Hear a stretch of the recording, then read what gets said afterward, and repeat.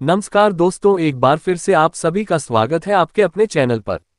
आज हम एक ऐसे विषय पर बात करेंगे जिसने आजकल भारत की राजनीति में तूफान मचाया हुआ है। जी हां, हम बात कर रहे हैं पश्चिम बंगाल की मुख्यमंत्री ममता बनर्जी और भारतीय प्रवर्तन निदेशालय के बीच हुई तीखी नोकझोंक के बारे में, जिसको लेकर प्रवर्तन निदेशालय कोलकाता हाईकोर्ट पहुंच गया है। तो चलिए जानते हैं विस्तार से।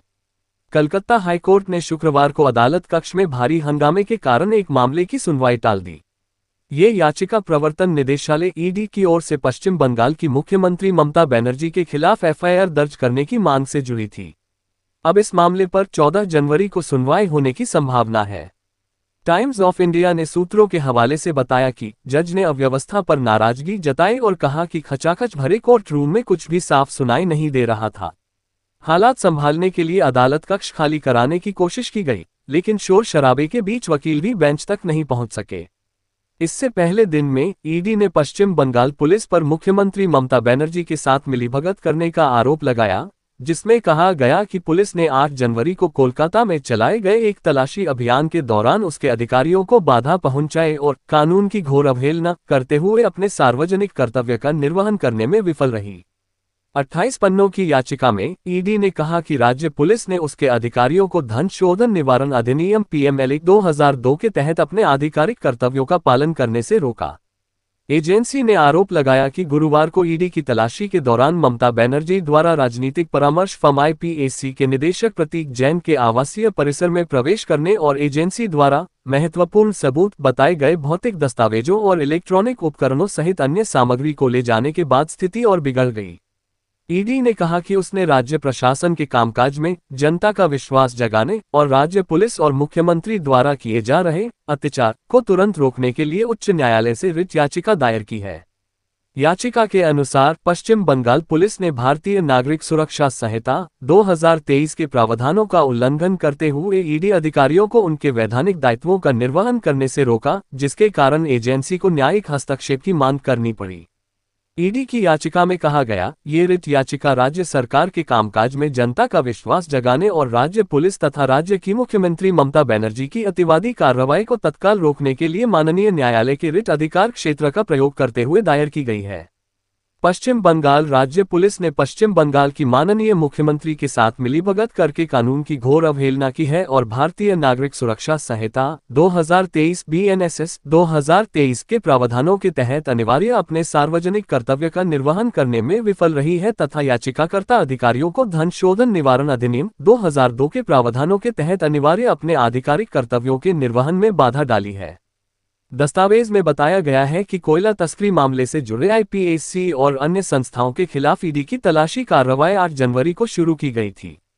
तलाशी के दौरान इसमें उल्लेख किया गया है, पश्चिम बंगाल की मुख्यमंत्री ममता बनर्जी परिसर में दाखिल हुई और पुलिसकर्मियों की मदद से अधिकृत अधिकारी के कब्जे से सभी डिजिटल उपकरण और महत्वपूर्ण आपत्तिजनक दस्तावेज जबरन अपने कब्जे में ले लिए। एक अन्य परिसर में भी इसी तरह की घटना घटी, जहां फाइलें उनकी कार में ले जाई गईं। याचिका के अनुसार जांच के दौरान मिले ठोस सबूतों से पता चला है कि कम से कम 20 करोड़ रुपए की आपराधिक आय हवाला चैनलों के माध्यम से आईपीएसी को हस्तांतरित की गई थी।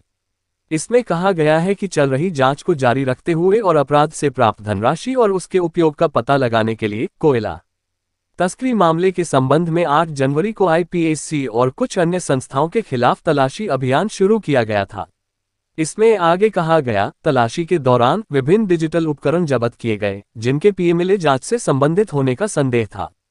तलाशी के दौरान लगभग 11:15 बजे दक्षिण कोलकाता के पुलिस उपायुक्त आईपीएस प्रियोव्रतो ने भवन परिसर का दौरा किया और अधिकृत अधिकारी को सूचित किया कि पुलिस को घर में घुसपैठ की शिकायत प्राप्त हुई है। इसके बाद कार्यवाही के बारे में सही तथ्यों के सत्यापन के लिए डीसीपी को टीम के पहचान पत्र और तलाशी प्राधिकरण दिखाए गए। इसके बाद कोलकाता के पुलिस आयुक्त आईपीएस मनोज कुमार वर्मा भी परिसर में दाखिल हुए। जब पुलिस अधिकारियों को पीएमएलए 2002 की धारा 17 के तहत तलाशी कार्यवाही के बारे में जानकारी दी जा रही थी, लगभग 12:05 बजे पश्चिम बंगाल राज्य की तत्कालीन मुख्यमंत्री ममता बनर्जी, जिनकी पहचान स्पष्ट रूप से की गई है, ने पीएमएलए के तहत चल रही तलाशी कार्यवाही में हस्तक्षेप न करने के स्पष्ट अनुरोध के बावजूद परिसर में प्रवेश किया। ईडी ने याचिका में कहा, हालांकि कानून व्यवस्था के सभी नियमों का उल्लंघन करते हुए ममता बनर्जी ने पुलिसकर्मियों की सहायता से अधिकृत अधिकारी के कब्जे से सभी डिजिटल उपकरणों और महत्वपूर्ण आपत्तिजनक दस्तावेजों को जबरन अपने कब्जे में ले लिया और दोपहर लगभग 12:15 बजे परिसर से चली गईं। 8 जनवरी 2026 को परिसर में विधिवत तैयार किए गए पंचनामा में सभी कार्यवाही दर्ज कर ली गई है।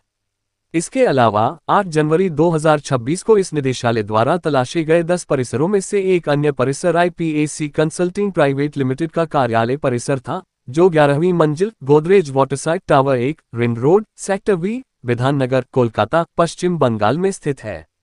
इसमें आगे बताया गया कि सहायक निदेशक विक्रम अहलावत को उप निदेशक रॉबिन बंसल द्वारा प्राधिकरण संख्या 09/2025 दिनांक 7 जनवरी 2025 के माध्यम से PMLA 2002 की धारा 17 के तहत इंडियन PS बढ़ई कंसल्टिंग प्राइवेट लिमिटेड के कार्यालय परिसर में तलाशी और जब्ती की कार्यवाही करने के लिए अधिकृत किया गया था और तलाशी और जब्ती अभियान की कार्यवाही IPAC कंसल्टिंग प्राइवेट लिमिटेड के कार्यालय परिसर में तैयार किए गए पंचनामा दिनांक 8 जनवरी 2026 में दर्ज की गई थी। इसमें कहा गया, हालांकि 8 जनवरी 2026 की घटना रिपोर्ट प्राप्त होने के बाद ये पता चला कि प्रवर्तन निदेशालय के अधिकारियों को उनके कानूनी कर्तव्यों का पालन करने की अनुमति नहीं दी गई और उन्हें ऐसा करने से रोका गया।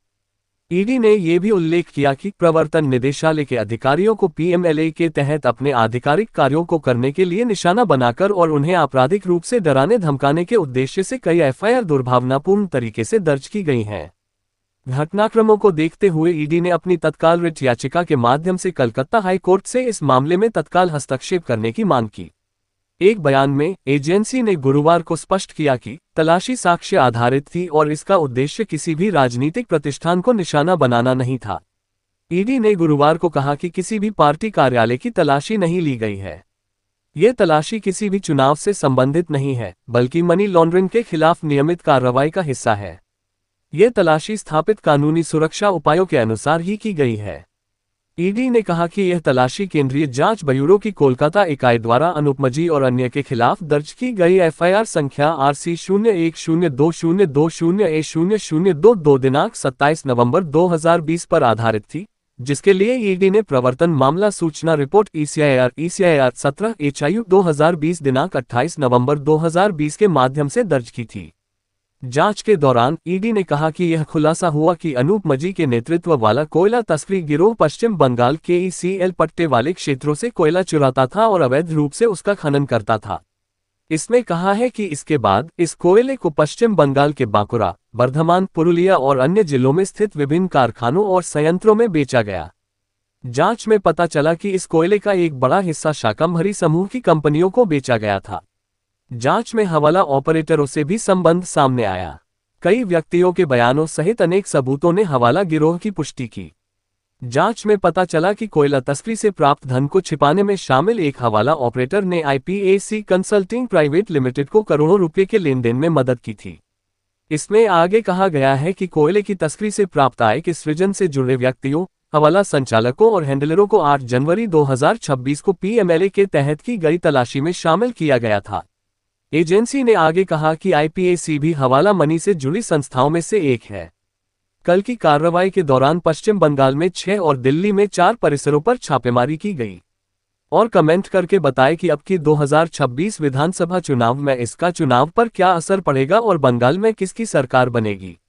और ऐसी ही ढेर सारी मजेदार वीडियो देखने के लिए चैनल को सब्सक्राइब कीजिए।